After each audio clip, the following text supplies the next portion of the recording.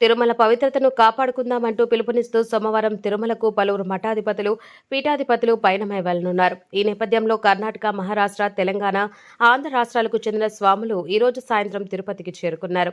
లీలామహల్ సర్కిల్లోని అభయహస్త సేవా మండలి కార్యాలయంలో మఠాధిపతులు, పీఠాధిపతులకు స్వాగతం పలికి వసతి ఏర్పాట్లు చేశారు. అభయహస్త సేవా మండలి ఉపాధ్యక్షులు జగన్నాథం స్వామీజీలకు పాదసేవ చేశారు. ఈ సందర్భంగా అభయహస్త సేవా మండలి ఉపాధ్యక్షులు జగన్నాథం మాట్లాడుతూ స్వామీజీలు చేపట్టిన యాత్ర విజయవంతం కావాలని తాను కూడా శ్రీవారిని ప్రార్థిస్తున్నట్లు చెప్పారు.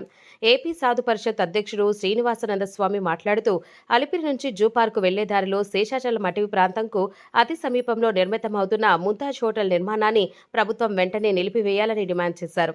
గత నెల ఫిబ్రవరి నెలలో ప్రభుత్వం హామీ ఇచ్చిందని ఆ హామీని ఇంతవరకు నెరవేర్చలేదని ఆరోపించారు. దేశంలోనే పవిత్రమైన పుణ్యక్షేత్రం ఈ తిరుపతి. ఈ తిరుపతిలో కూడా అభయ హస్త గోవింద సేవా మండలిని ఒక కమిటీ పెట్టుకొని ఈ కమిటీలో చాలా మంచి కార్యక్రమాలు, చాలా పుణ్య కార్యక్రమాలు చేస్తున్నాం. ఈ కమిటీలో ఉన్నటువంటి వాళ్ళందరూ కూడా బయట నుంచి ఎవరు ఏ స్వాములు వచ్చినా వాళ్ళకి కావాల్సినటువంటి ఏర్పాట్లు చేస్తున్నాం. అదేవిధంగా బ్రహ్మోత్సవంలో ప్రతిరోజు వైకుంఠ ఏకాదశి అయితే మంచి పర్వదినాల్లో అన్నదాన కార్యక్రమం కూడా చేస్తున్నాం. ముఖ్యంగా ఈరోజు తిరుపతిలో జరుగుతున్నటువంటి ఈ హోటల్ కార్యక్రమానికి రాష్ట్రం నుంచే కాబట్టి చాలా సంతోషంగా ఉంది. నేను దాంట్లో ఉపాధ్యక్షుడిగా ఉన్నాను.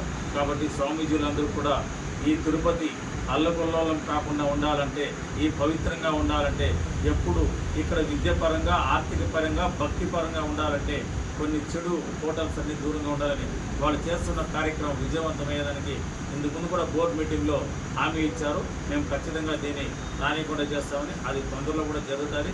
ప్రభుత్వం కూడా దానిపైన చర్యలు తీసుకుంటారు. కానీ వీళ్ళు చేసే ప్రయత్నం విజయవంతం కావాలని మేము అభయ హస్త గోవింద సేవ మండలి ద్వారా మేమందరూ తెలియజేస్తున్నాము.